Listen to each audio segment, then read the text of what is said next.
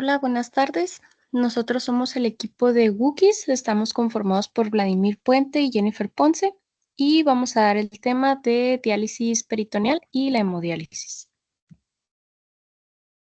Iniciaremos primero con la diálisis peritoneal. Bueno, para empezar, ¿qué es la diálisis peritoneal? Este es un tratamiento fundamental para personas con insuficiencia renal terminal. A diferencia de la hemodiálisis, que utiliza una máquina externa como filtro, la diálisis peritoneal emplea una membrana natural que todos tenemos, que es el peritoneo, que recubre nuestra cavidad abdominal. El proceso es cíclico y consta de 3 fases. Primero, la infusión, a través de un catéter implantado quirúrgicamente en el abdomen. Se introduce de 2 a 2.5 litros de una solución estéril de diálisis. Esta fase suele durar entre 10 y 15 minutos. Luego viene la fase de permanencia o de weld. El líquido se deja dentro del abdomen durante varias horas, normalmente suelen ser 4 o 6. Durante este tiempo, el peritoneo actúa como un filtro, permitiendo que los desechos tóxicos y el exceso de líquido en la sangre pasen al líquido de diálisis. Finalmente, en la fase de drenaje, el líquido ahora cargado de toxinas se deja salir, completando el ciclo. Entonces, la gran ventaja es que es un tratamiento continuo que imita más de cerca la función renal natural y le otorga al paciente una mayor autonomía y flexibilidad para su vida diaria. Luego pasamos a la anatomía de la membrana peritoneal. Para entender cómo funciona, debemos conocer primero la anatomía del peritoneo. No es una membrana simple, sino una estructura multicapa y dinámica. La capa más interna, en contacto con el líquido de diálisis, es el mesotelio. Es una monocapa de células que tiene microvellosidades, aumentando la superficie de intercambio hasta unos 40 metros cuadrados. Debajo del mesotelio vamos a encontrar el intersticio, una matriz de tejido conectivo compuesta por fibras de colágeno y sustancias como el ácido hialurónico. Esta capa actúa como un gel que los solutos deben atravesar. Y la barrera más importante es el endotelio capilar, la pared de los pequeños vasos sanguíneos. Es aquí, a nivel de estos capilares, donde realmente ocurre el intercambio de solutos y agua entre la sangre y el líquido de diálisis. Es crucial recordar 3 características fundamentales del peritoneo. Primero es que es un tejido vivo, por lo que puede regenerarse, pero también sufrir daño. En segundo lugar, es individual. Las características de transporte van a variar mucho entre cada paciente. Y en tercer lugar, es reactivo, pudiendo alterar su función como el tiempo debido a las infecciones o a la exposición a los mismos líquidos de diálisis.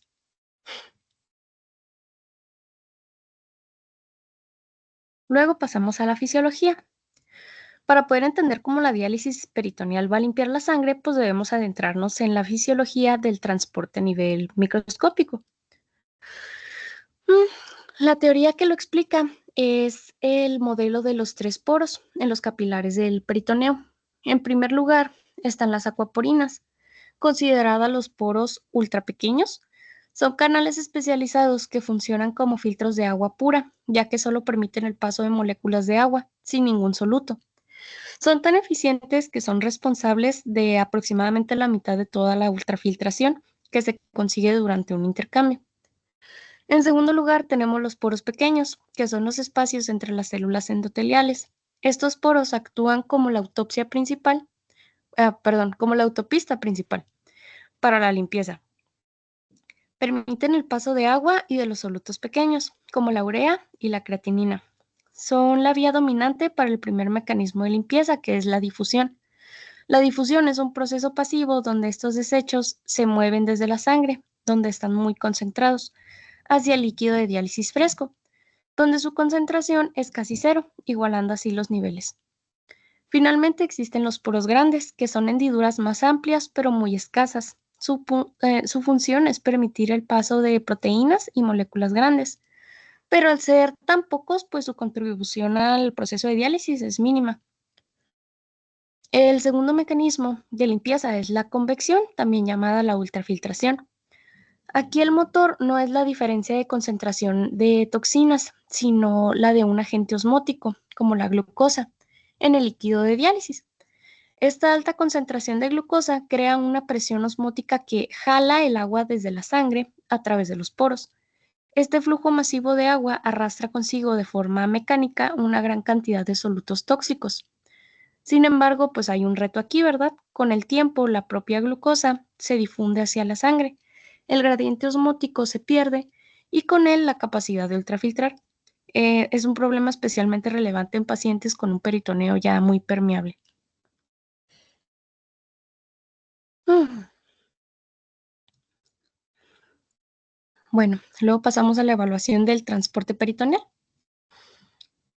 Para optimizar la prescripción de la diálisis peritoneal y detectar precozmente cambios en la membrana, es fundamental que evaluemos su función. La herramienta principal es la prueba de equilibrio peritoneal o PET.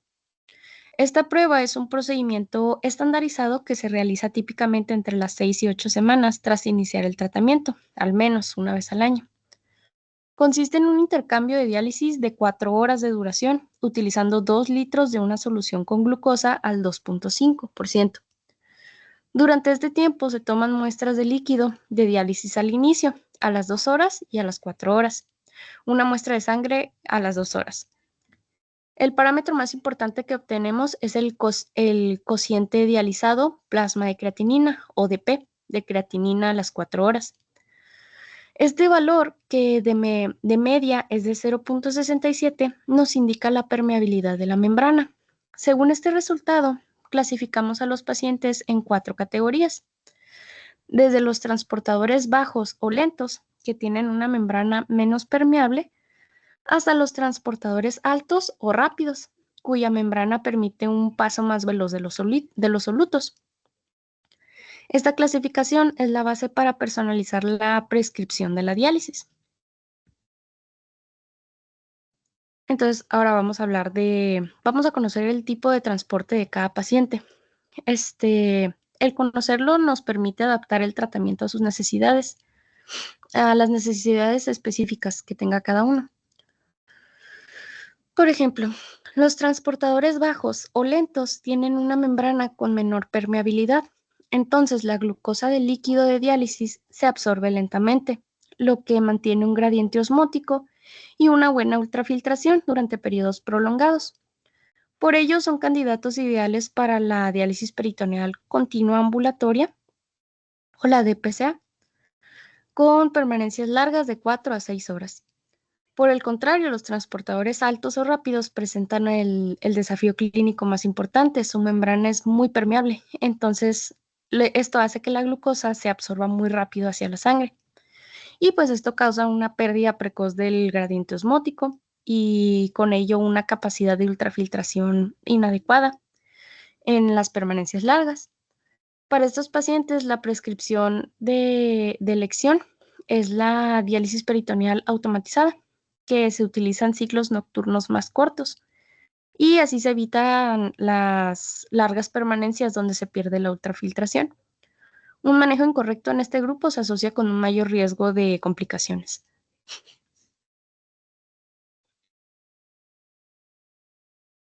Bueno, luego pasamos a fallo en la ultrafiltración y su diagnóstico.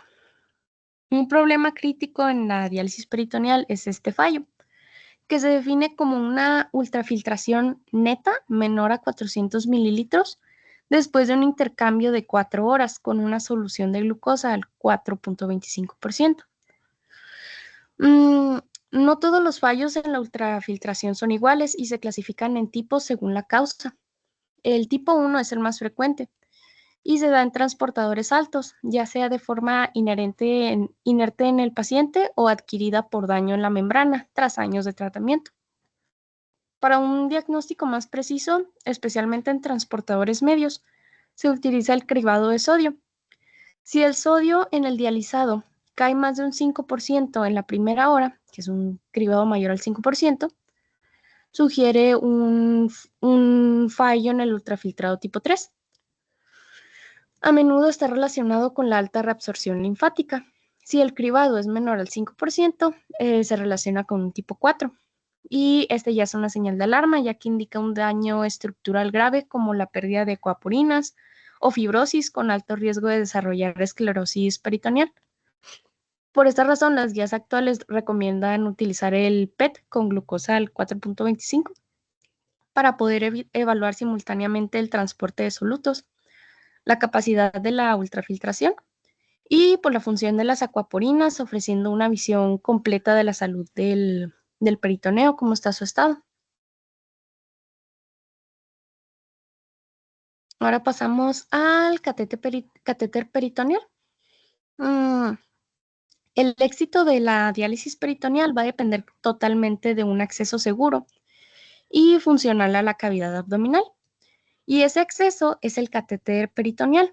Podemos visualizarlo como un tubito flexible que actúa como un puente entre el exterior y el interior del abdomen. Este permite que el líquido de diálisis entre y salga de una forma cíclica. Anatómicamente, el catéter tiene tres partes bien definidas. Primero tiene el segmento intraperitoneal, que es la porción que se queda dentro del abdomen y que tiene múltiples orificios para que el líquido pueda fluir.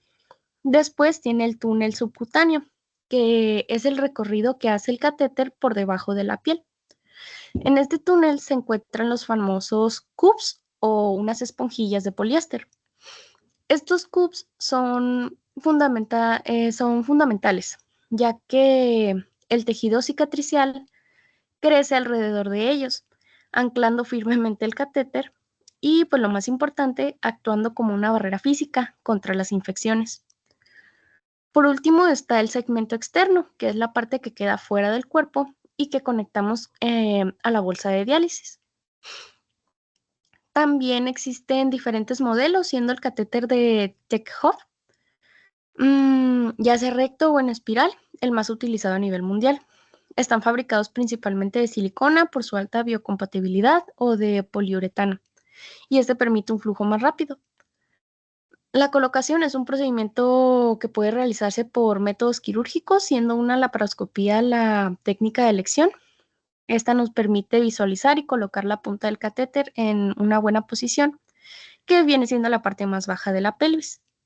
Y esto asegura un drenaje completo y minimiza las complicaciones.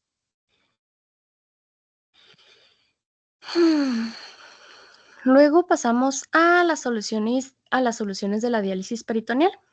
Estas no son simplemente líquidos de limpieza, son formulaciones complejas con tres componentes principales.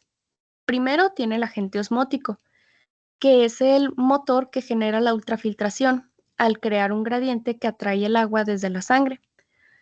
En segundo lugar tenemos un tampón que corrige la acidosis metabólica propia de la insuficiencia renal. Y tercero, una mezcla de electrolitos para mantener el equilibrio del organismo. La solución tradicional y más usada es la de glucosa o dextrosa. Es efectiva, pero tiene dos grandes desventajas. Con el tiempo, la glucosa se absorbe hacia la sangre, perdiendo su poder de ultrafiltración, y durante su esterilización se generan productos de degradación que son tóxicos para el peritoneo a largo plazo.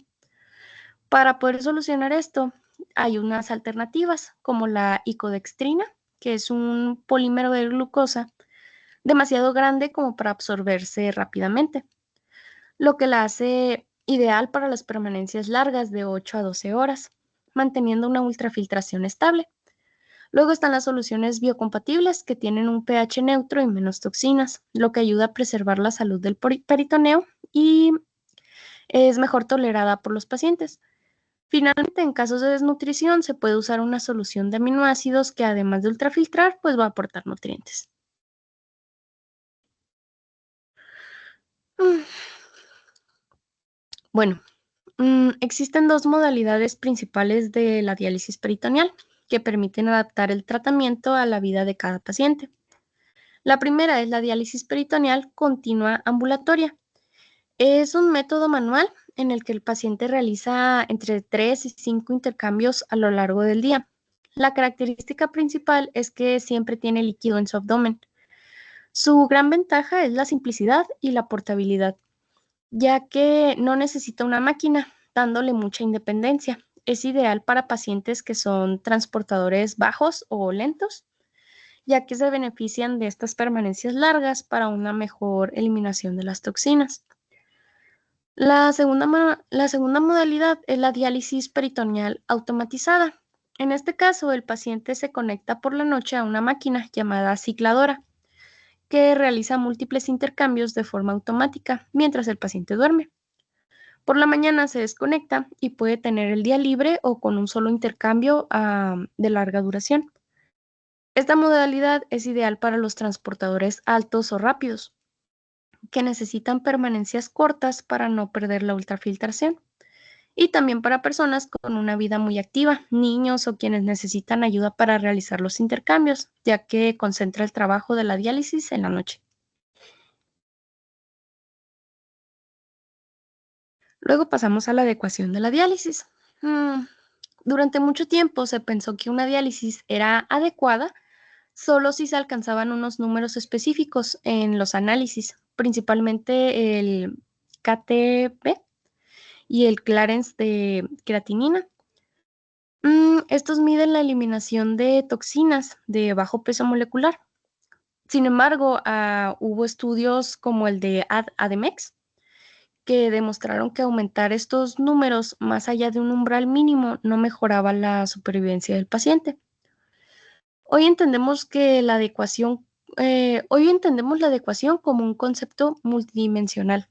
No se trata solo de eliminar la urea, sino de lograr un equilibrio integral. Esto incluye, por supuesto, una dosis mínima de diálisis, pero también un excelente balance hídrico. Es decir, que el paciente esté en euvolemia, sin hinchazón ni sobrecarga de líquidos, lo que se logra con una buena ultrafiltración y control de la presión arterial. También es fundamental un buen estado nutricional, midiendo parámetros como la albúmina y un control del metabolismo mineral, manteniendo a raya el fósforo y la hormona paratiroidea. Por encima de todo, el objetivo final es que el paciente se mantenga pues clínicamente estable, sin síntomas urémicos y con una calidad de vida que le permita ser activo y autónomo. Una diálisis es adecuada cuando el paciente se siente bien y su riesgo clínico global está controlado. Ahora pasamos con las complicaciones relacionadas al catéter. Mm, Estas son frecuentes y su manejo de una manera precoz pues es crucial. Las infecciones del orificio de salida y del túnel subcutáneo son las más comunes. Estas suelen deberse a una técnica de manipulación inadecuada, traumatismos por un jalón accidental o una mala cicatrización inicial. La prevención es clave. Se debe mantener el apósito quirúrgico inicial los primeros 5 a 7 días y evitar el uso de sustancias irritantes como el yodo y el alcohol en el cuidado rutinario de este orificio. Un segundo grupo importante son los problemas de flujo o de drenaje deficiente. La causa más común son las diferencias, más común con diferencia es el estreñimiento, ya que las asas intestinales llenas comprimen la punta del catéter. Otras causas incluyen la migración del catéter fuera de la pelvis, la captura del catéter por el epiplón o la obstrucción por coágulos de fibrina.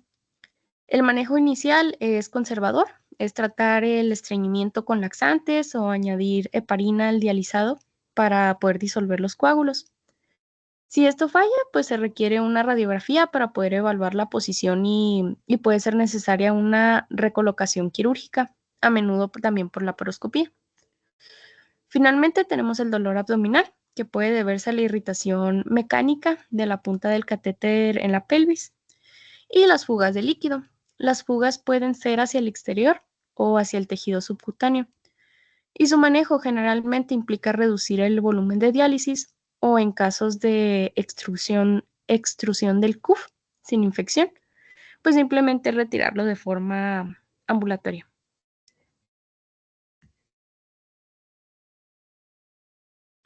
Finalmente tenemos complicaciones no infecciosas. Mm, Estas complicaciones más sistémicas, pues vamos a encontrar tres grupos principales. Primero, las complicaciones mecánicas. Estas son generadas por el aumento de la presión dentro del abdomen. Esto favorece la aparición de hernias en más de un 10% de los pacientes, especialmente umbilicales e inguinales. También puede causar fugas pericatéter o de forma más rara fugas diafragmáticas, donde el líquido pasa al tórax causando disnea. El manejo incluye reducir el volumen de diálisis, realizar la diálisis en posición acostada o en casos persistentes reparación quirúrgica.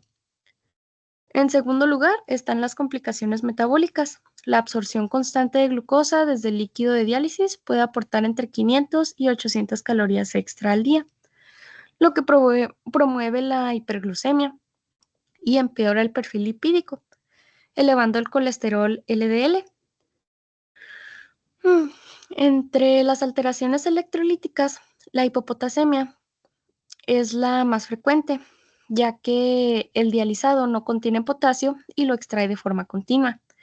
También se observan hipercalcemias por los medicamentos e hiponatremias por sobrecarga de líquidos. Por último, la complicación más grave y temida es la esclerosis peritoneal encapsulante. Esta es una condición rara pero muy severa donde el peritoneo se fibrosa y se engrosa, encapsulando los intestinos y causando una obstrucción, desnutrición y ascitis. El riesgo aumenta con los años de tratamiento. El pilar del tratamiento es suspender la diálisis peritoneal, transferir al paciente a una hemodiálisis y proporcionar soporte nutricional intensivo. Y pues en algunos casos se utiliza tamoxifeno como terapia antifibrótica o se recurre a una cirugía muy compleja para poder liberar las adherencias. Y pues en medio de nuestra presentación les vamos a mostrar la cápsula cultural y pues les vamos a platicar del primer cortometraje de Tim Burton, de Vincent. Pues este fue el primer gran trabajo personal de Burton, cuando todavía era un animador joven recién contratado por Disney. Este cortometraje lo hizo cuando él apenas tenía 24 años. Y aunque Disney pensó que era demasiado oscuro para el público infantil, el estudio le permitió terminar su trabajo porque apreciaban su estilo único. Pues este cortometraje de Vincent es un poema visual en un estilo de stop motion. Este dura apenas 6 minutos y es filmado en blanco y negro con unas figuritas de arcilla. La historia de este cortometraje la seguimos hacia un niño que se llama Vincent Malloy. Es un niño de 7 años que sueña con ser como su ídolo, el actor de terror Vincent Price. En su imaginación de este niño, su vívida imaginación, digamos, esta la lleva a fantasear con que es un científico loco, que crea monstruos, que sueña con enterrar viva a su esposa, y pues se siente una persona incomprendida en su gris realidad, inventada. Es un niño que está fantaseando con ser un adulto trastornado, digamos. Y pues este cortometraje es un homenaje directo a Vincent Price, que es el ídolo de Burton desde que era niño. Aparte, no solo consiguió Burton que Price fuera el que narrara su corto, sino que formaron una muy buena amistad y se hizo mentor artístico de Burton. De hecho, Burton llegó a mencionar que trabajar con Vincent fue como conocer a un personaje que siempre imaginó cuando era niño. Y pues este corto dura solo 6 minutos, pero ya en este tiempo podemos ver los temas típicos de Tim Burton, que es lo macabro, la inocencia infantil y pues un estilo gótico poético. Y pues Burton lo dedicó a todas las personas que alguna vez se sintieron fuera de lugar. Y les recomiendo mucho verlo, está muy bonito. Y ahora sí, continuamos con mi compañero con hemodiálisis.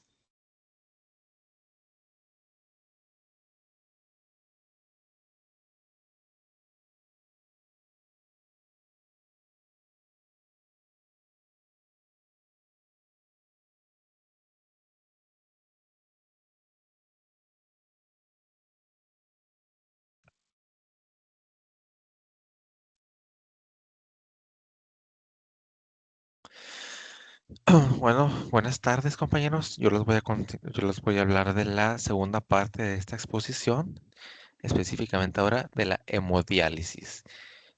De inicio, pues vamos a hablar de los principios fisiológicos de esto, ¿no? Cómo limpia la hemodiálisis el líquido, ¿no? Bueno, la literatura en este caso, pues el libro de Brennan y Rector nos detalla dos fenómenos físicos, la difusión y la convección. Estos van a lograr los objetivos que queremos lograr, el cual van a ser, pues, limpiar las toxinas y, en caso de edema, pues sacar toda esta agua extra. No me basaré principalmente en este esquema para explicarles estos conceptos, ya que, pues, los explico de una manera más esquemática. El primer mecanismo va a ser la difusión. La difusión, tenemos que, en caso de tener los solutos en la solución, pues estos van a estar en constante movimiento, ¿no? Aleatorio, como ya sabemos.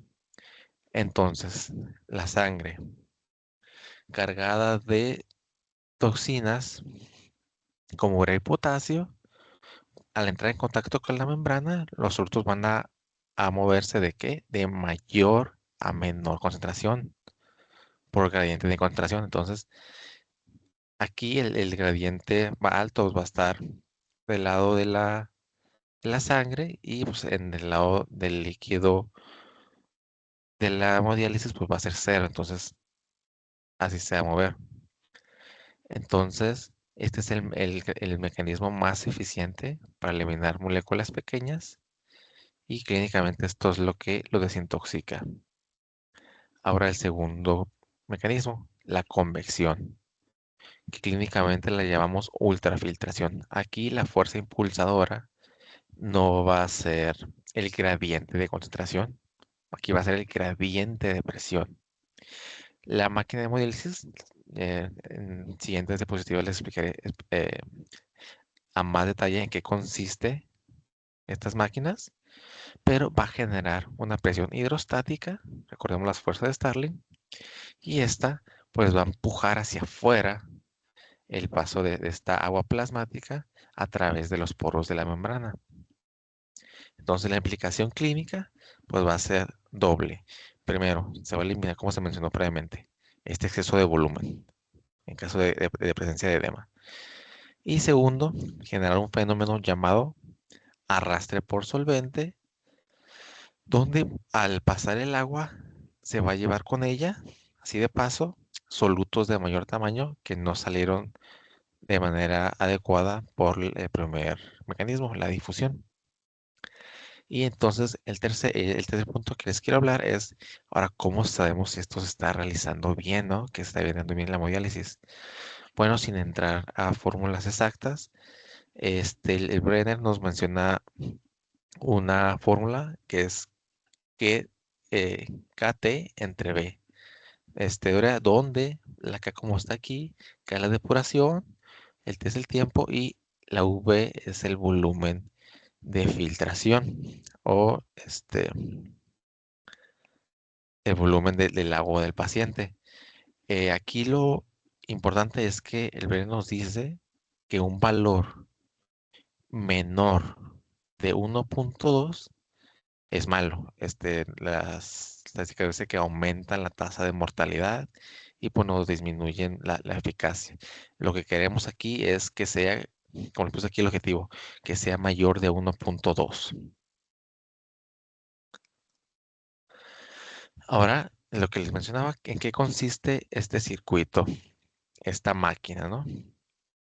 Porque ya tenemos los principios físicos, ahora puedes ver cómo está la ingeniería de todo esto, que también es una maravilla. Bueno, vamos a empezar aquí, desde que está aquí la sangre extraída por las venas, ¿no? Aquí desde que está punta rojo, desde que extraemos la sangre, por la línea roja, que es la línea arterial. Entonces, esta sangre va a llegar a la bomba de sangre, que aquí está en amarillo,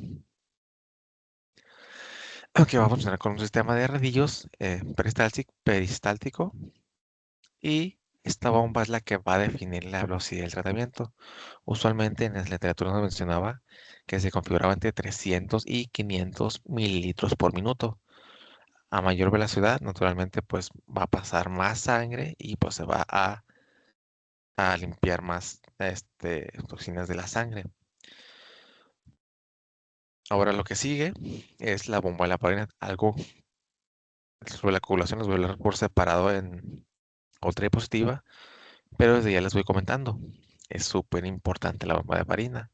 ¿Por qué? Porque cuando la sangre toca el plástico de todo este circuito, pues se va a activar la cascada de coagulación, entonces se va a trombosar.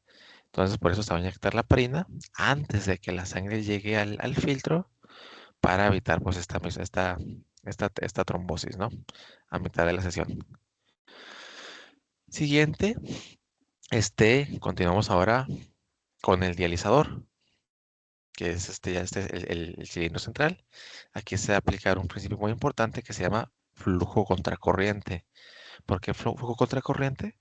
Porque aquí, mientras que la sangre va hacia, por decirlo, hacia abajo, el líquido del diálisis va a ir, por ejemplo, va a ir subiendo.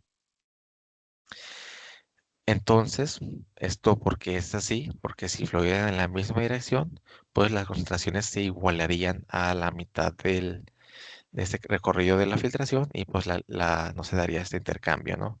Porque ya estaría en equilibrio. Entonces, a nivel contra, pues siempre la sangre se va a encontrar con el líquido, el diálisis fresco, manteniendo este gradiente de concentración al máximo, que recordemos que era mucho mayor en la sangre, porque pues era cero en el líquido de la diálisis durante todo el recorrido. Entonces, seguido aquí va a salir la sangre y va a pasar ahora por lo que es el detector del aire, que está aquí. Espero que se pueda ver en este detector del aire. Este dispositivo es muy importante también porque, como lo puse aquí, en caso de detectar, aunque sea una pequeña burbujita, una micro burbuja, va a cerrar la pinza, la va a clampear y apagar este procedimiento inmediatamente para prevenir una embolia. Ahora continuamos con los excesos vasculares porque, ok, ya vemos los principios físicos, no vemos cómo funciona la fisiología, grandes rasgos, ya sabemos a qué consiste la máquina, las funciones de cada parte.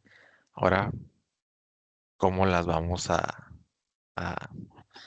acceder, no? A acceder a la sangre, que es lo que les voy a hablar ahorita. Bueno, entonces, repitiendo, ¿no? La velocidad de la sangre es muy alta, de 300 hasta 500 mililitros, ¿no? Aquí se los puse. La máquina exige un flujo mayor de 300 mililitros por minuto. Pero bueno, si conectáramos esto a una vena normal con la máquina, pues la colapsaríamos al instante. Entonces, ¿qué necesitamos? Este, Se la razoné como que un acceso mejorado, por así decirlo, que pues soporte este flujo tan alto, ¿no? Sanguíneo. Entonces, para esto tenemos tres opciones. Primero, la fístula arteriovenosa nativa, por siglas FAB.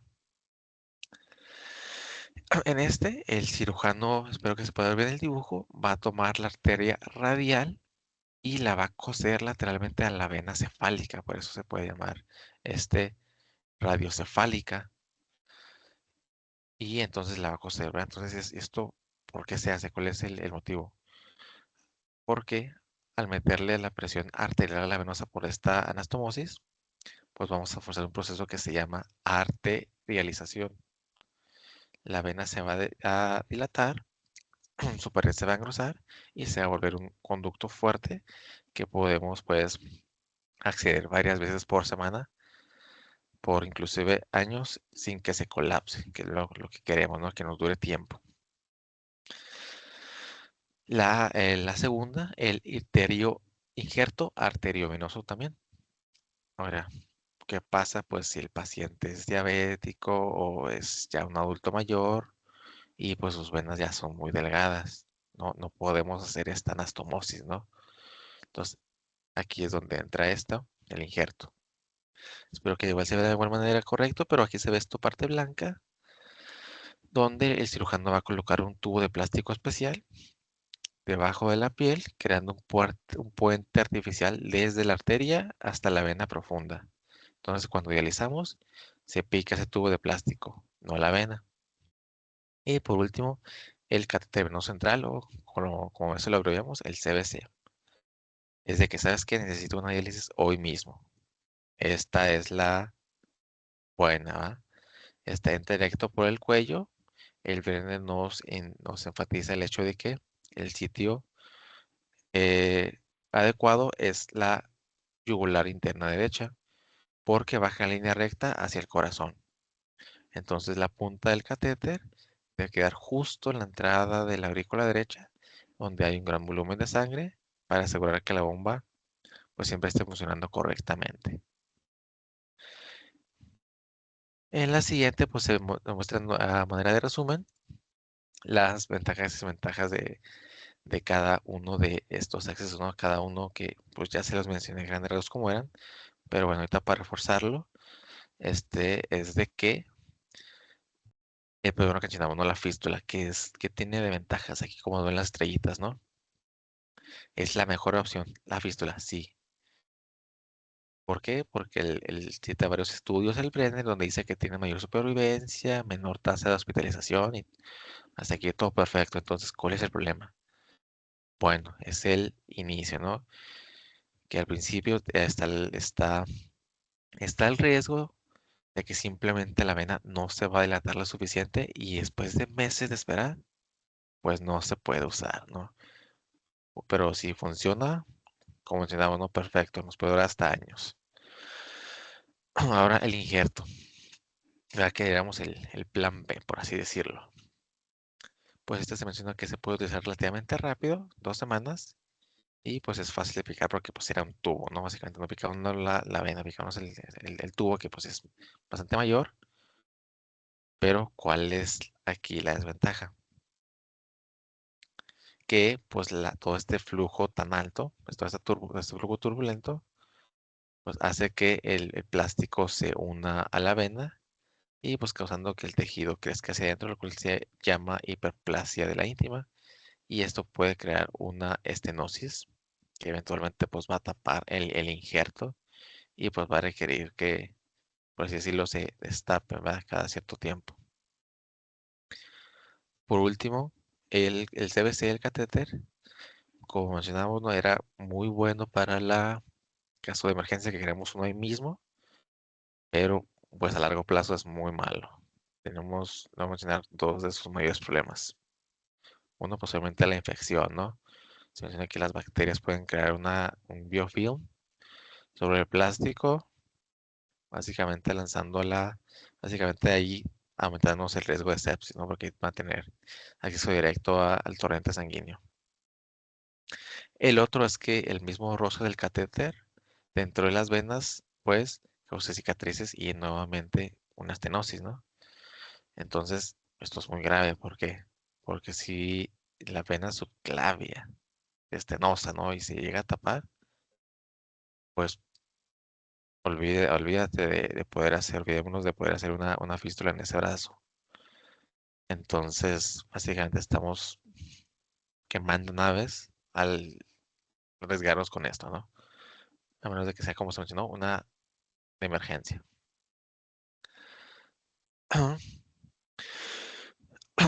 Ahora sí, vamos con la anticoagulación, ¿no? Que es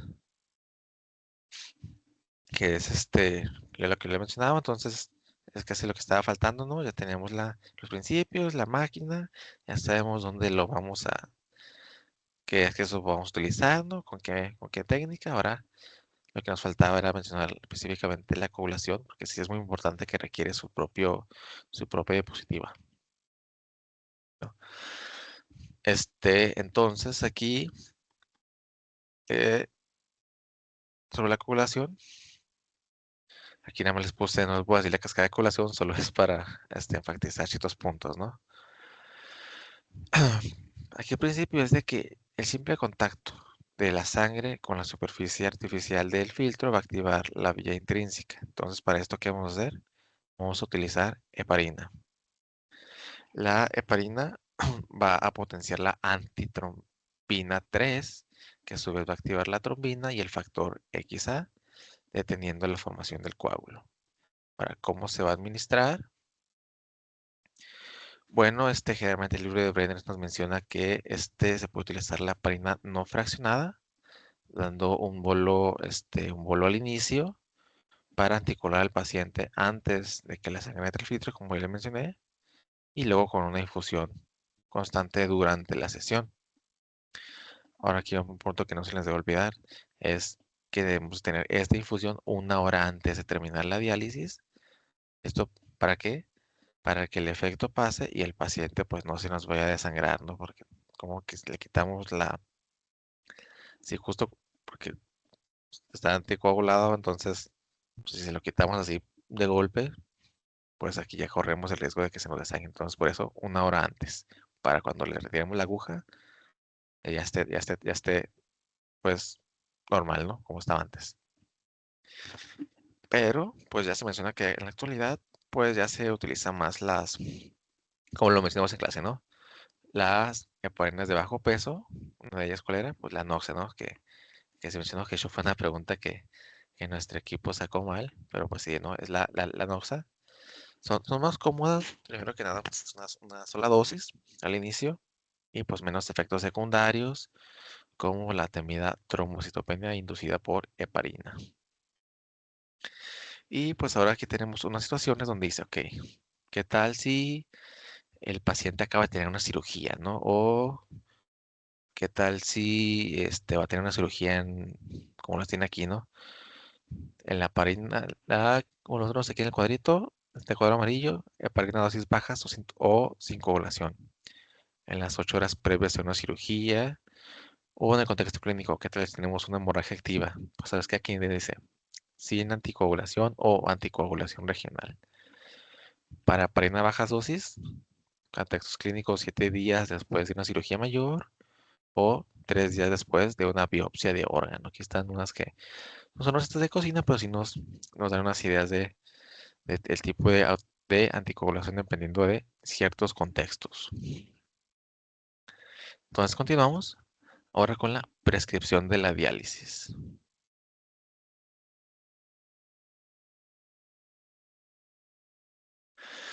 Bueno, ahora cómo decidimos qué componentes, ¿no? Bueno, aquí en el cuadro nos muestra los componentes de la prescripción de la diálisis, ¿no? Duración, su frecuencia, acceso vascular que ya lo mencionamos, el dializador, flujo de sangre que lo mencionamos que era de 300, no 400. Entonces, ok, vamos a irnos con más específicos. Primero con los flujos, ¿no? Que vamos a usar dos flujos, el de la sangre y el del líquido, el dializado. Le mencioné 300 a 400 a 500 de la sangre, pero no es de que, ok, le puedo poner 600, 700 porque hay un límite, la velocidad. Porque si le damos muy rápido a esto, el paciente se nos puede desestabilizar. Entonces, por eso el tiempo es muy importante. Se menciona que aquí tenemos aquí los estándares, ¿no? De 3 a 4 horas y de frecuencia 3 veces por semana. Porque no solo necesitamos limpiar toxinas, sino también dar el tiempo para que la agua se saque, bueno, por decirlo de manera, se retire de una manera gradual, ¿no? No queremos retirar, sacar mucha agua en poco tiempo, porque esto pues sí va a poner muy grave al paciente y se menciona que incluso se puede matar. Entonces, otro factor importante es que es el peso al que queremos dejar el paciente al final. Se menciona que si se me pone una meta muy baja, pues le vamos básicamente va a ser el peso que tiene el paciente al final de la diálisis. Entonces, si se deja muy bajo, significa que se le va a retirar mucha agua y se le puede causar hipotensión y calambres, complicaciones en las cuales expanderé en, en las siguientes diapositivas. Entonces es como llevar este balance, ¿no? Este delicado balance, con todos estos criterios. Y otra parte importante es que como vemos en la tabla aquí, amarilla, los solutos presentes en el dializado, ¿no? Donde, por ejemplo, tenemos un paciente que nos llegue con una hipercalemia en un potasio de 6.5, que es peligroso. Pues bueno, ¿no? Es ponerle los criterios para que pues perdón, para que pues podamos retirar este exceso de potasio de una manera adecuada. Y pues recordemos que como la mayoría como no se puede excretar el ácido, pues se va a recomendar una gran cantidad de bicarbonato para alcalinizar la sangre y pues corregir la acidosis metabólica que tenga el paciente. Continuamos ahora con las complicaciones que ya les estaba mencionando previamente. Le puse una diapositiva solo de hipotensión porque sí mencionaba mucho la importancia el libro. Entonces, ok, ya hablamos de todo lo que se necesitaba, lo que necesitábamos saber de la física, de la máquina, de la anticoagulación, ya el paciente está bien, todo perfecto. Pero ¿qué pasa si algo sale mal, ¿no? ¿Qué es lo que puede pasar si las cosas no salen de la manera que esperamos?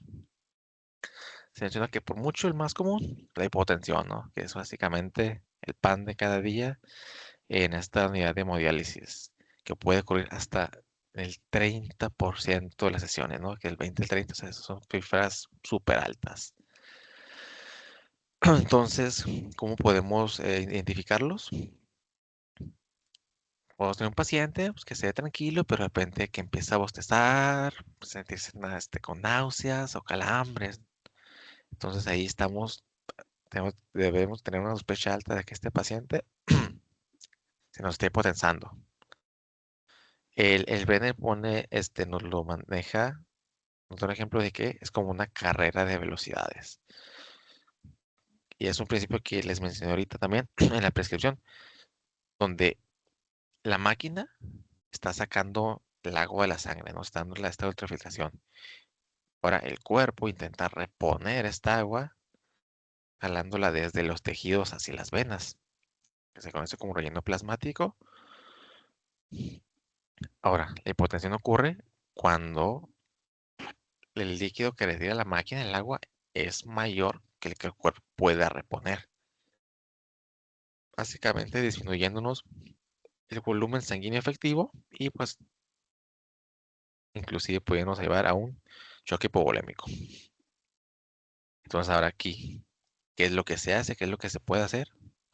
Que vamos a actuar rápido. Primero, vamos a poner al paciente en posición Trendelenburg, que es cabeza abajo y pies arriba, porque queremos asegurar el flujo hacia el cerebro.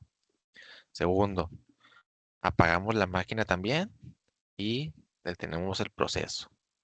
Tercero, pasamos una solución, un suero salino, para reponer esta pérdida de líquidos.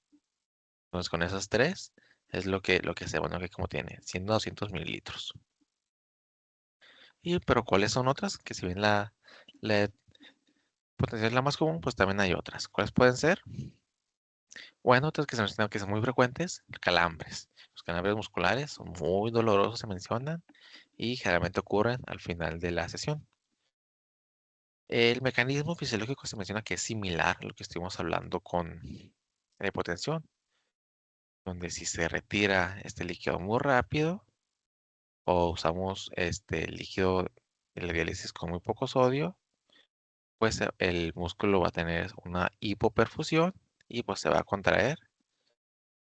Para esto, ¿cómo lo vamos a resolver? Igual, pasando volumen con esta reposición de líquidos. Pero una que tenemos que tener mucho cuidado que se menciona especialmente en un paciente nuevo es el que se conoce como síndrome de desequilibrio. Nos dan un ejemplo. Pues imaginémonos que llega un paciente con uremia alta, ¿no? Urémico, que nunca pues, ha tenido diálisis, es nuevo. Le damos todos los valores, criterios altos para que sea una otra filtración rápida. Esto va a ser un problema. ¿Por qué? Porque la urea cruza la barrera hematoencefálica muy lenta. Entonces, ok, hicimos todo eso muy rápido, retiramos la urea muy rápida. La sangre está limpia, libre de estas toxinas, pero el cerebro, no, el cerebro tiene todavía esto, está, por un ejemplo, está sucio, todavía tiene esta urea y está cargado de solutos. Entonces, por osmosis, ¿qué va a pasar? Se va a ir el agua de donde esté la mayor concentración de solutos para alcanzar este equilibrio osmótico y puede causar un edema cerebral agudo. Y esto, como lo refiere el paciente, dolor de cabeza y tener cuidado porque incluso puede llegar a convulsionar o inclusive un coma. Entonces, por eso, mencionan que, ¿cuál es la regla? Y se los puse, ¿no? Que rima, por eso lo dejé así. Start low o slow, ¿no? Empieza bajito, empieza suave y continúa lento.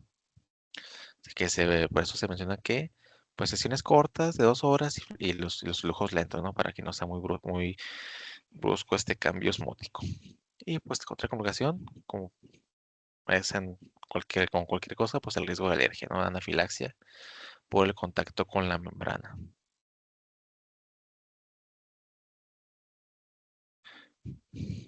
Pronóstico. Básicamente, ¿cuáles son los resultados a largo plazo, ¿no? Del resultado de este procedimiento en general? ¿Qué nos va a definir si el paciente tiene buen pronóstico o tiene mal pronóstico?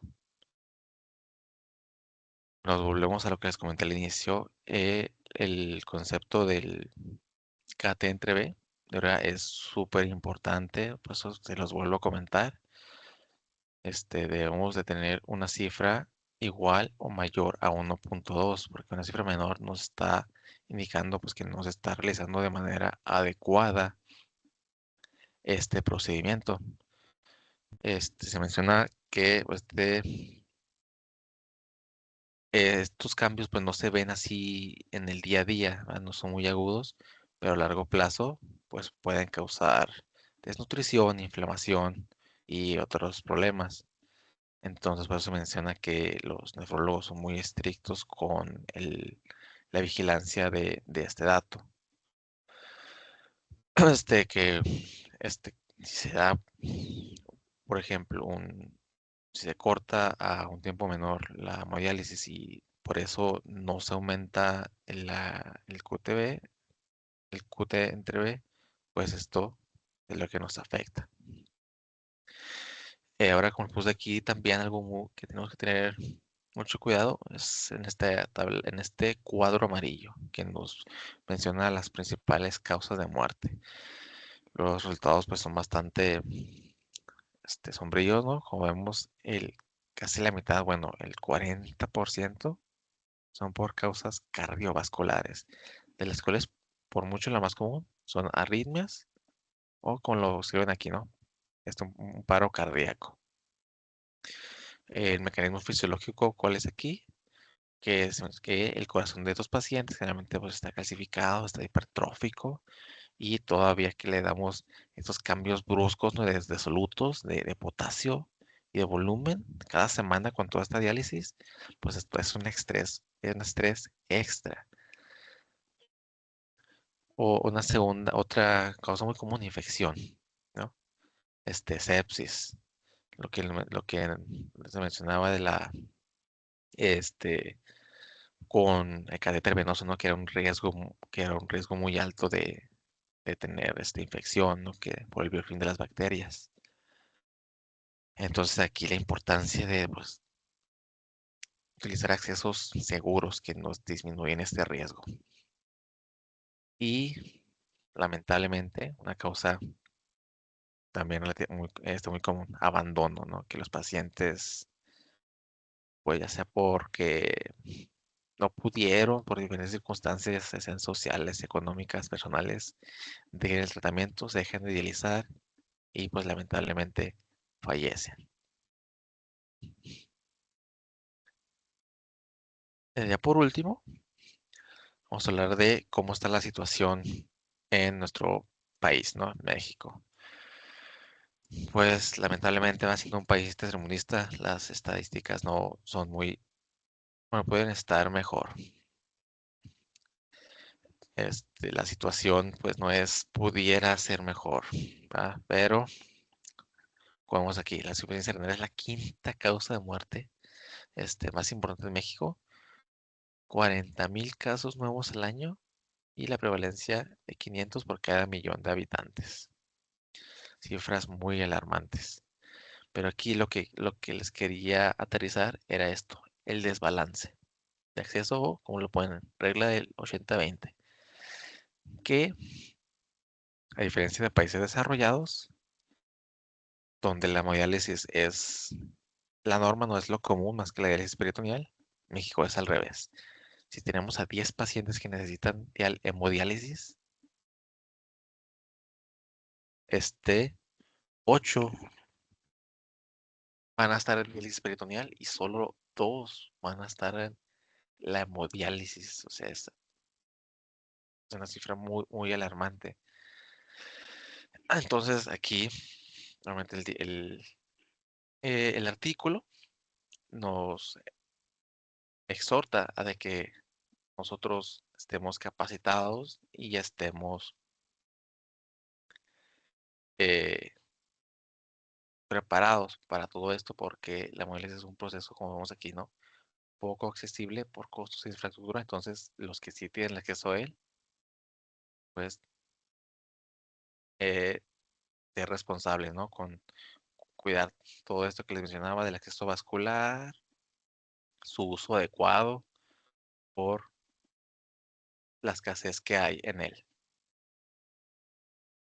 Entonces, eso será todo de nuestra parte. Gracias por su atención.